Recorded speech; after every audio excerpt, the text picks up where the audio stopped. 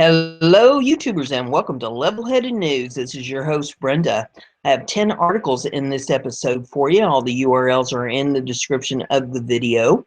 This is kind of a cornucopia of topics here, so let's get started. The first one's off of enenews.com. It says, officials say melted fuel still leaking out of Fukushima reactor, likely escaping from opening at the bottom of the containment vessel. Government experts want to give up sending in robots to search for molten cores, disaster the likes of which has never been known.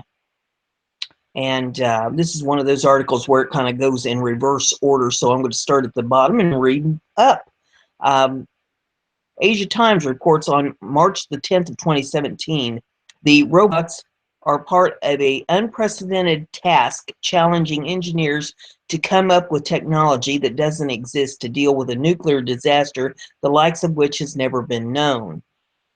On the 24th of March, Asahi Shimbun, some nuclear board members are skeptical of continuing to send robots into reactors in the crippled Fukushima No. 1 nuclear plant. These regulators are increasingly calling for a new survey methodology and investigations utilizing robots controlled remotely generated.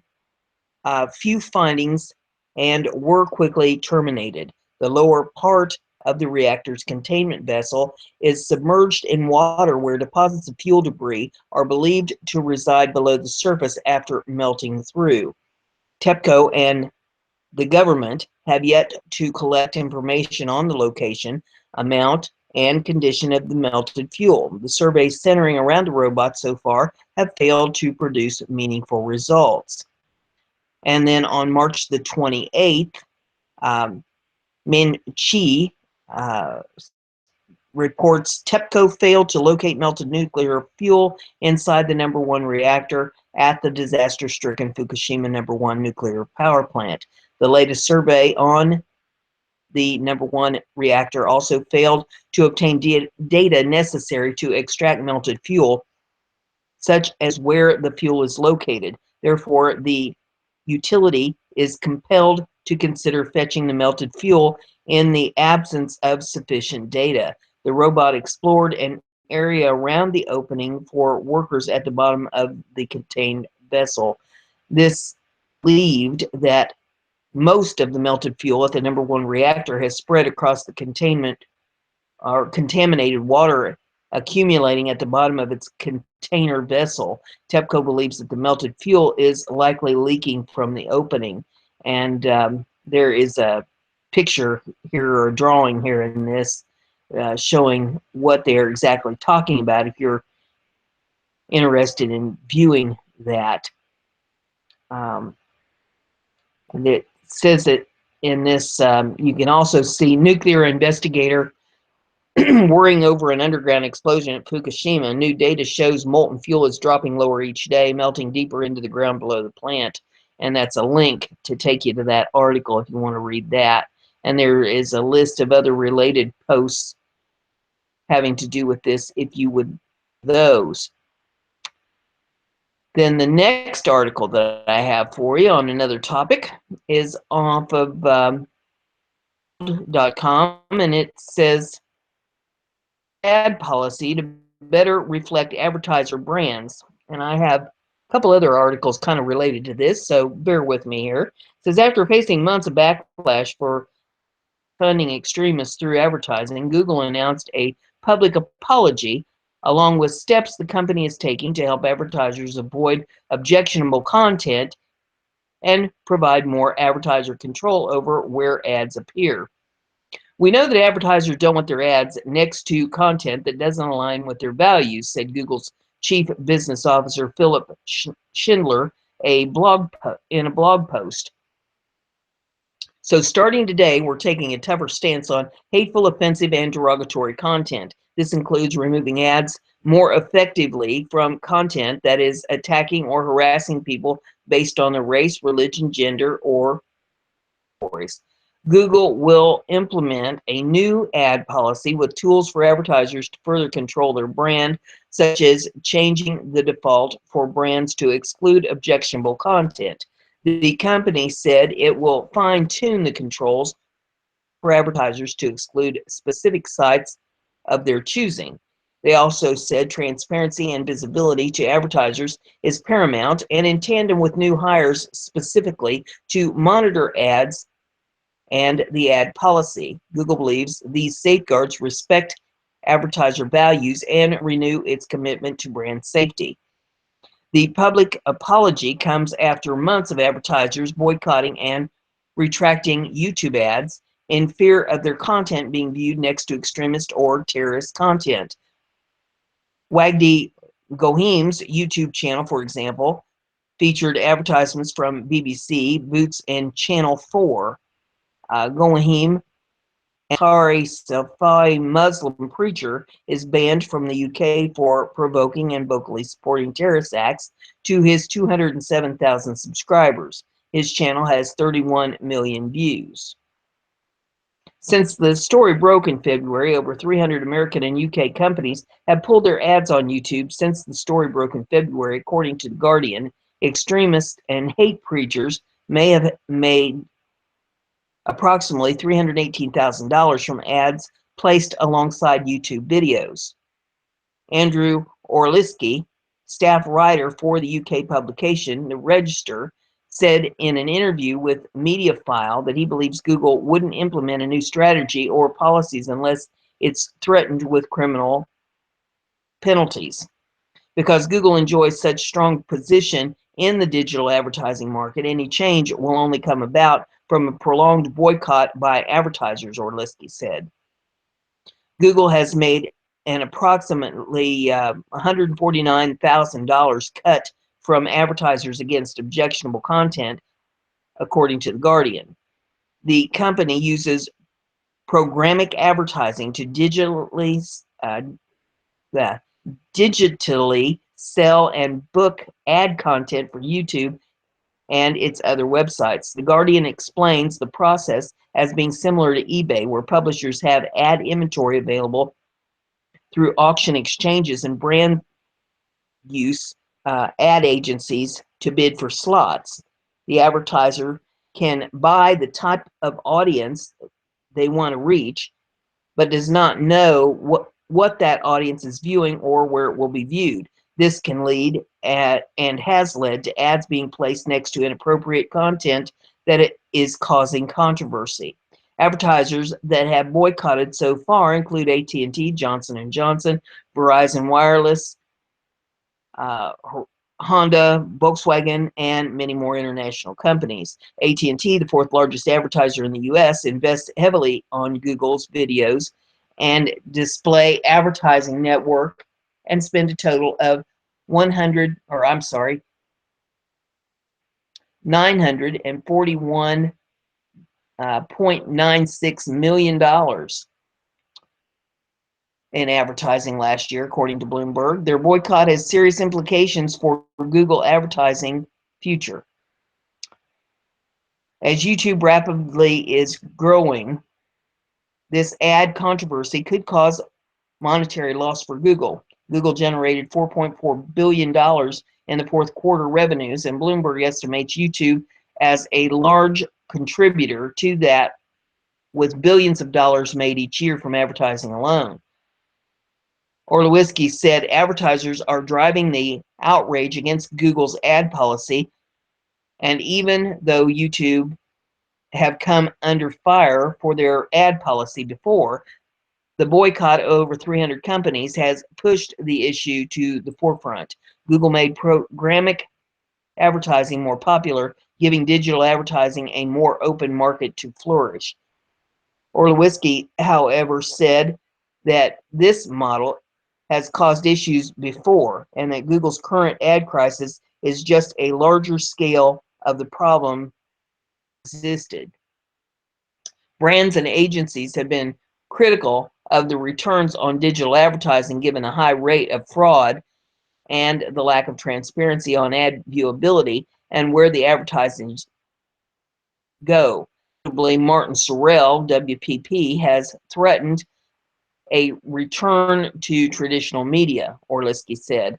As ad revenues for both Google and the advertisers are at risk, Google must back into their advertising strategy and the next article is off of the sun.co.uk, and it says YouTube stars join force to fight advertising policy change that could tear the site apart. Hugely popular web celeb PewDiePie leads campaign against YouTube purge. YouTube's latest advertising scandal is threatening to tear the entire community apart. Biggest stars have warned.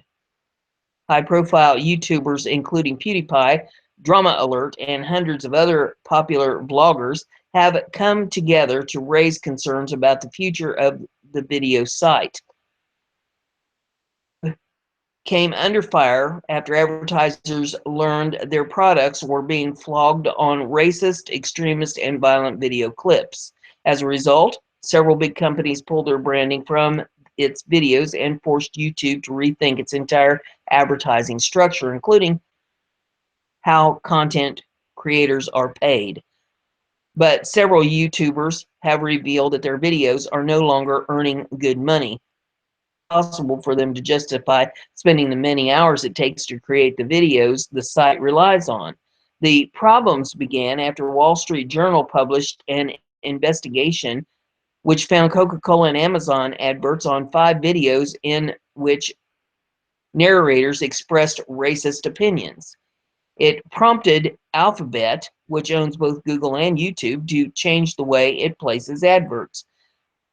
But several high-profile YouTubers believe that this change in structure is a way to get rid of any content that doesn't suit advertisers' taste and family-friendly material.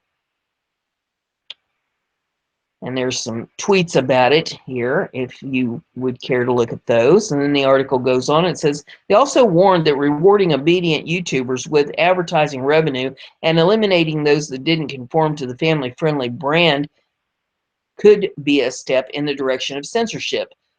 YouTube PewDiePie revealed that his income was dwindling in a recent video update titled "Party is Over." In the clip, he warned that YouTube is being forced to turn into television. AKA Felix, and I'm not sure how his last name's pronounced, Kjellberg, maybe, admits he understood that advertisers need to feel like they are spending money. It doesn't show up videos, and he has his video here if you want to pull up this article to see it. It says, but it's like 5 videos they discovered on the whole platform, and there's what, 9 billion videos on YouTube? Should everyone on the platform be affected by 5 racist dudes? It doesn't really make sense to me.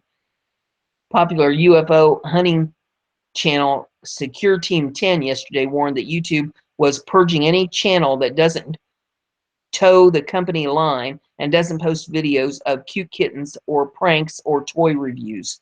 That's what advertisers like, he said. On top of the revenue slash, YouTube yesterday announced that bloggers would not be able to make money on their clips until they hit 10,000 lifetime views on their channel. It claims this threshold will give them a chance to gather enough information on a channel if they are legitimate. But this could spell an end to up-and-coming small channels, which will take months to accrue the quota to start making any earnings. YouTube said the move was largely to deter thieves who work to make money on it. A spokesperson said, we will no longer serve ads on videos until the channel reaches 10,000 lifetime views. This new threshold gives us enough information to determine the validity of a channel. It also allows us to confirm if a channel is following our community guidelines and advertiser policy. By keeping the threshold to 10,000 views, sure that there will be minimal impact on creators, and of course any revenue earned on the channels with under 10,000 views up until today acted. The next article is off of Independent, and it says major Irish agency calls off YouTube ad boycott. And let's see here. Well, hamster's not working with me. Let me reload this page and see if I can hear.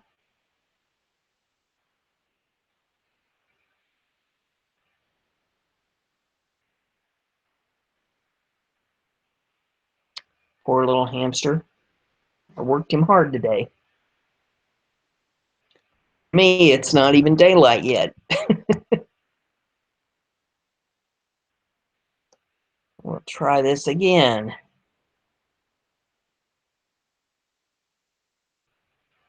Here we go. One of Ireland's largest advertising agencies has provisionally called off its advertising boycott of YouTube.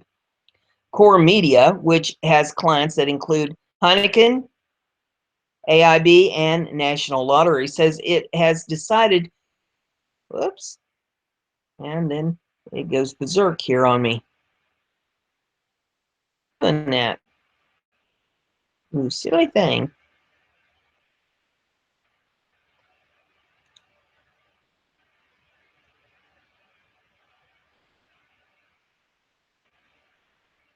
Okay, now maybe I've got it under control. Has clients that include Heineken, AIB, and National Lottery, says it has decided to recommence some very controlled campaign activity on Google's video channel. The company, which has 300 employees and purchased 225 million euros of media advertising in Ireland last year, had suspended its ad campaigns on YouTube over fears that ads might appear alongside extremist YouTube video content. However, the company is now placing campaigns against YouTube on a limited basis. This applies to all of our clients as opposed to individual brands, said Justin Cullen, Chief Digital and Data Officer for Core Media. Number of campaigns activated over the last few days in these controlled areas of YouTube. Mr. Collins said that YouTube campaigns would be restricted to music-related Vivo channels and homepage placements without possibilities. He said that his firm has been seeking assurances from Google over the brand safety of companies that risk their ads appearing next to homophobic or hate speech content. We've seen a commitment from Google to deliver a better experience for advertisers that reduces potential compromise, he said. The move comes as market analysis estimate up to 750 million euros in lost revenue to Google because of 250 global brands pulling their ads over the extremist content controversy. Boycott started in the UK in March when companies such as Marks and Spencer, McDonald's, and Tesco withdrew ad campaigns from the video channel over revenue going to extremist video creators. Major U.S. brands such as AT&T, Verizon, Johnson & Johnson followed suit in the boycott. However, the companies have continued to advertise with Google's broader search and AdWords services. The controversy resulted in multiple apologies from senior Google executives, including the company's officer, Philip Schindler. We know that this is unacceptable to the advertisers and agencies who put their trust in us. We'll be hiring significant number of people and developing new tools powered by our latest advancement in AI and machine learning to increase our capacity to review questionable content for advertising. We won't stop at taking down ads. The YouTube team is taking a hard look at our existing community guidelines to determine what content is allowed on the platform, not just what content can be monetized. Mr. Cullen said that Google would roll out deeper brand safety policies and controls, as well as the creation of opportunities to utilize third-party platforms for inventory and campaign verification. I have to stress we are only activating very limited activity, with the majority of campaigns still paused until we get further clarification, he said. Last week, Google announced that it would make changes to its ad policy in order to discourage abuse of its system. From now on, channels won't be able to make money until their videos have generated 10,000 views. Ads won't appear on creators' videos until they manage to hit this target, with YouTube believing that 10,000 figure is high enough to give it enough time to work out whether a channel is playing by its rules or not. At the same time, the company doesn't think the target is so daunting that it puts its users off signing up to YouTube Partner Program. Meanwhile, Core Media is to roll out a system it calls Core Media Verified to its digital media partners. This will deliver higher standards across online media activity to ensure more effective and brand safety delivery for campaigns, said Mr. Cullen. With social media platform environments and those that carry user-generated content, a risk that advertising will appear alongside undesirable content. While likely in very small volumes, there is still a risk.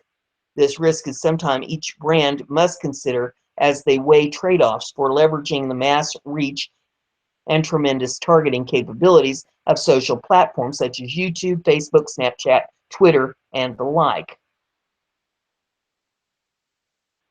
So it's going to be interesting to watch and see how this whole thing plays out. But I think it's going to be censorship on the part of Google and YouTube. But we shall see. Next one's off BizPack Review, and it says, goes troll level expert rocks Twitter after clarifying one word for United Airlines. United Airlines took yet another hit for its treatment of a passenger on an overbooked flight, but this time words. A statement issued by the airline was trolled by Merriam-Webster Dictionary Monday, questioning its use of the word volunteer to describe the incident. Merriam-Webster puts out a tweet that says, volunteer means someone who does something without being forced to do it. Flight 3411 from Chicago to St. Louis was overbooked. After our team looked for volunteers, one customer refused to leave the aircraft voluntarily, and law enforcement was asked to come to the gate. A United spokesman said in a statement, "We apologize for the overbooked situation." That passenger was reportedly a doctor who refused to give up his seat and was literally dragged off the plane. Looked on in shock. The airline company was blasted on social media after video of the incident was posted online. Merriam-Webster noted on its website that searches for word volunteer spiked 1,900% on Monday following the video's release. Some of the interest in the definition of volunteer may come from the wording of the statement from United, since a person who did not volunteer to leave was then described as refusing to leave the aircraft voluntarily and subsequently being forced to do it. Merriam-Webster wrote, adding its definition of the word as someone who does something without being forced to do it. The dictionary's website took an additional poke at United by focusing on another word in its statement. News accounts of the incident made mention of the fact that the flight was overbooked. But as dictionary people, we also noticed that the airline statement used overbook objectively to modify a noun, a definition that we don't yet include, Merriam-Webster wrote. Twitter users applauded the dictionary's shade throwing and offered up some alternate word choices of their own. One says, burn, definition, slang, to disrespect someone, to diss, to make fun of someone. Another one says, yes, thank you for clarification. We were getting alternative definitions from United. Another one says, used in a sentence. Ballin thrown. The ballin thrown out of the United flight. Another one says ballin taken. Another one says ballin dragged. Ballin beaten. Um, oh my, I'm not going to read all these, but yeah, the list goes on and on. So if you want to read that, you're welcome to do so. I thought that was worth a chuckle. The next one we have here is off BizPack Review, and it says, should battered passengers sue United? Make it even more bizarre. The 69-year-old United Airlines passenger who was physically dragged off a plane this week has a solid legal case. That's the consensus of several attorneys based on the alarming videos of the bizarre incident. The controversy erupted Sunday when David Dow was violently dragged off a flight from Chicago to Louisville after refusing to disembark. It might be argued that the force used here was excessive. John Banzhaf, a professor at George Washington University Law School, told Law News. Even if somehow the law permitted a passenger to be removed by force under these circumstances, it would appear that the force used here was excessive and that the airline acquiesced in the use of that excessive force. And the video is in this if you want to pull it up and take a look at it if you didn't see it on the episode I put out on it. One puts out a tweet, says, not a good way to treat a doctor trying to get work because they're overbooked. And one says, the friendly skies, my husband was on that flight, screw you, United. It says, personal injury attorney David Esbroch agreed, saying that the multiple damning videos posted by outraged passengers is a PR nightmare for United. Esbroch then urged United to settle the matter immediately. The footage shot by another passenger certainly doesn't look good for the airline. Why didn't the airline resolve the overbooking problem at the gate prior to all the passengers boarding the flight? At a minimum, United personnel should be reaching out to the good doctor as soon as possible in order to resolve this matter before it goes any further. The incident spiraled out of control shortly after passengers boarded the flight. At that point, the announcement was made saying 4 volunteers were needed to give up their seats so United Airlines employees could use them. United reportedly offered $800 cash in exchange for volunteering. When no one volunteered, the airline announced that it had randomly chosen 4 people to vacate their seats. 3 of them left the plane, but David Dow refused, claiming he's a doctor who needed to get back home to 10 patients. The airport police who dragged him away. During the scuffle, the 69-year-old Dow hit and bloodied his face on an armrest. Afterward, United CEO issued the following statement. Setting event to all of us here at United, I apologize for having to reaccommodate these customers. Our team is moving with a sense of urgency to work with authorities and conduct our own detailed review of what happened. We are also reaching out to this passenger to talk directly to him and further address and resolve the situation. Initially lying to the public by claiming the flight was overbooked, United Airlines later admitted that the plane was not overbooked. Instead, United decided to remove paying passengers to accommodate crew members who needed to be in Louisville the next day. Confusion was a statement by the Chicago Police Department, which tried to justify the dragging by blaming Dow, claiming he had been unruly. It is unclear why the Chicago Police Department released the statement when officers with the Chicago City Department of Aviation, which is unrelated to the Chicago PD, were the ones who had battered the passenger. It says that approximately 6 p.m., 69-year-old male Asian airline passenger became irate after he was asked to disembark from a flight that was oversold. Passenger in question began yelling to voice his displeasure, at which point aviation police were summoned. Aviation officers arrived on the scene attempting to carry the individual off the flight when he fell. His head subsequently struck an armrest, causing injuries to his face. The man was taken to Lutheran General Hospital with non-life-threatening injuries. Ongoing investigation.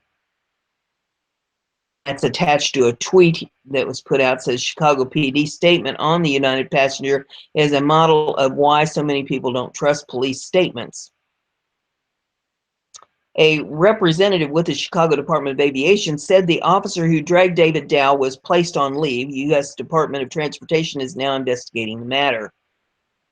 And there's another tweet here that has a insert in it. The Department of Transportation remains committed to protecting the rights of consumers and is reviewing the involuntary denied boarding of passengers from United Express Flight 3411 to determine whether the airline complied with the oversales rule. The department is responsible for ensuring that airlines comply with the department's consumer protection relations, including its oversales rule. While it is legal for airlines to involuntarily bump passengers from an oversold flight when there are not enough volunteers, it is the airline's responsibility to determine its own fare boarding priorities.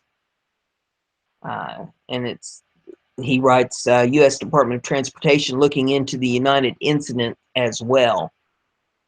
After being bludgeoned on social media for his unapologetic response, United Airlines CEO issued an apology to his employees on Wednesday, saying, don't you think it's significant that United CEO apologizes to his team, but not to Dr. Dow and other passengers?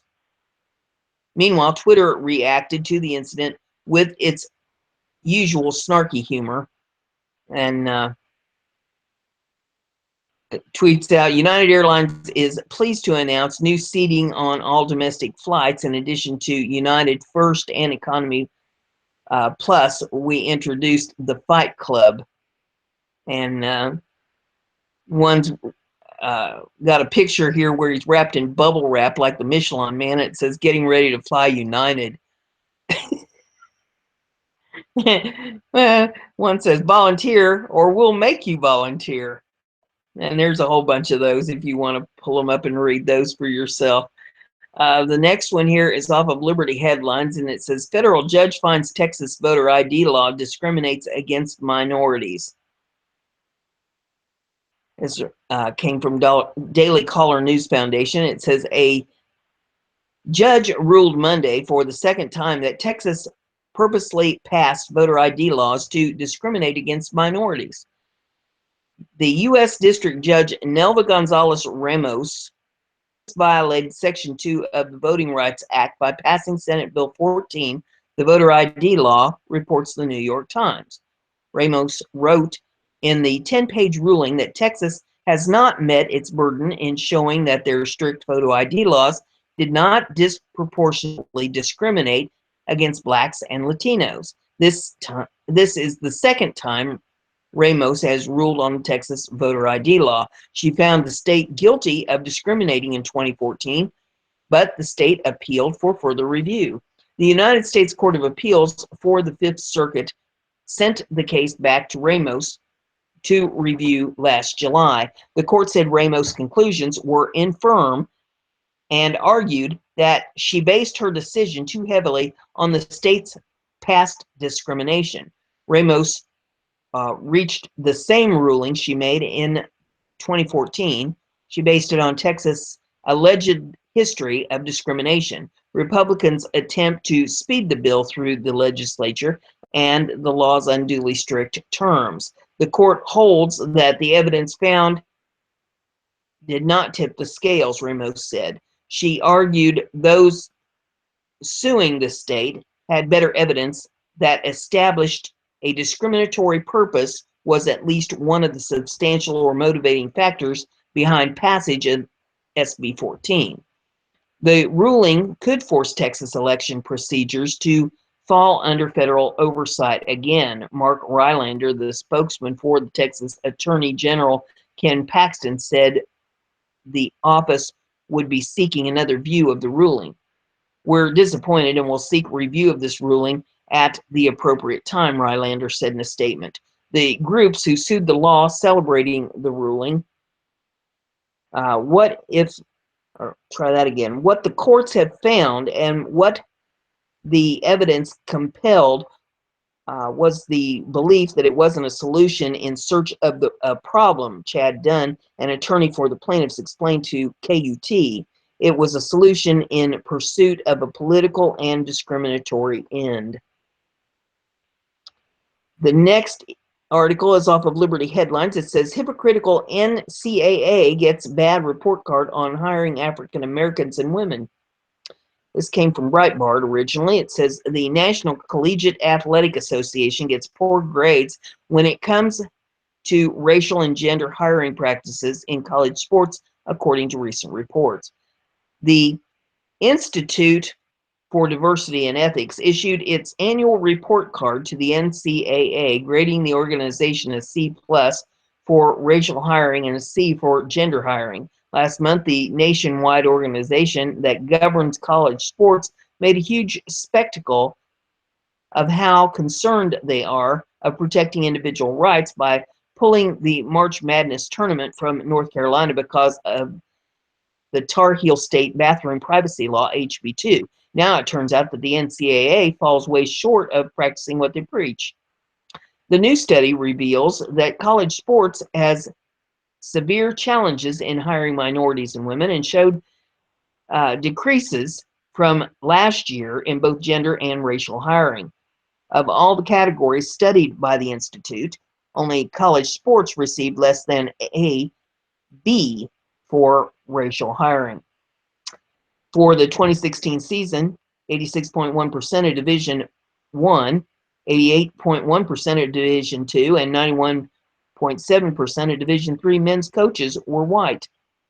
Women's sports showed roughly the same numbers at 84.5%, 87.5%, and 91.6%, respectively, for Divisions 1, 2, and 3. Next article is off of Liberty Writers, and it says, breaking. You to know about education in America. And Obama and the United Nations ideology has helped promote a world citizenry which is being taught in American colleges, and it's being taught as preferable to American citizenry.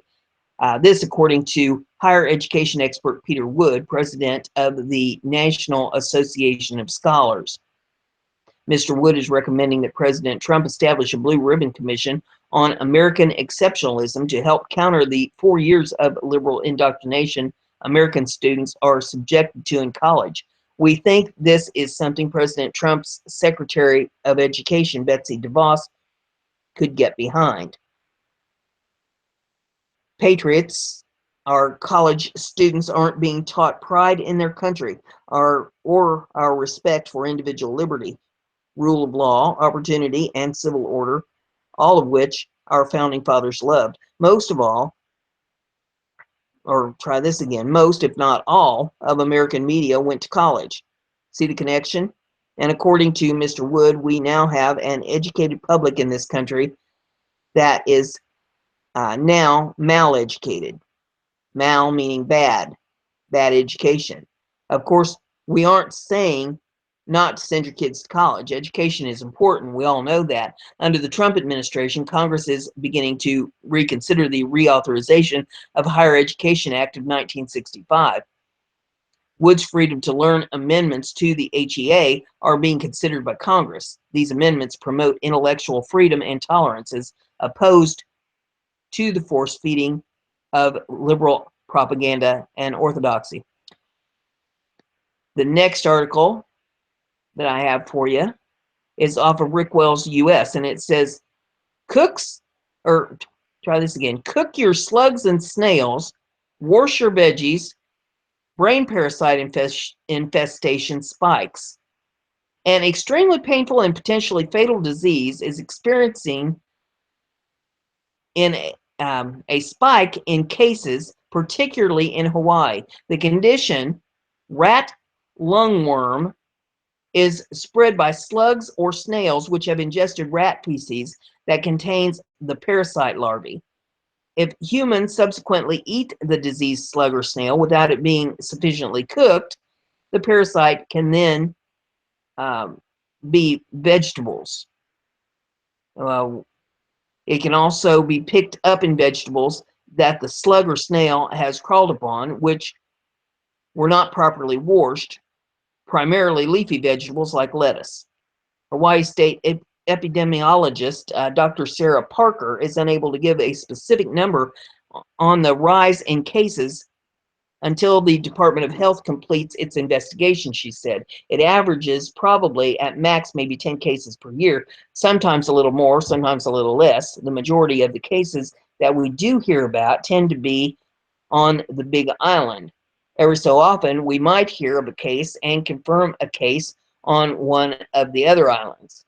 One Maui woman, Tricia Miner, contracted the parasite while on the Big Island. She's the most recent known case and was forced by her affiliation to learn how to walk again. Park has no explanation as to why the cases mostly originate on the Big Island, as the risk potential appears to be equal across all islands. The state is working with the CDC to try to get a better understanding of what's going on. Park noted that the human body is not a good host environment for parasites, and they quickly begin to starve and ultimately die, though not until after the victim suffers excruciating pain, she said. If you could imagine, it's like having a slow-moving bullet go through your brain, and there's no rhyme or reason why it's going to hang out in this part of the brain or that part of the brain. She recommended everyone except Judge Derek Watson be sure to wash their leafy green vegetables thoroughly. Park noted that the symptoms can vary widely dependent on which part of the brain the parasite attacks. She said your skin sensation could be affected. It could be that it affects how you walk, how you talk, whether you are able to move your hands. It could make you comatose. It could kill you. Until they die, they continue to cause a lot of damage. So there you have that information. Be sure and wash your food well. And if you fails, then you might want to cook them. Well done. If you like what I'm doing here, be sure and give it a thumbs up. Share it on your social media so everybody gets to enjoy the news. Don't forget to subscribe. That way you'll stay informed. Have a great day.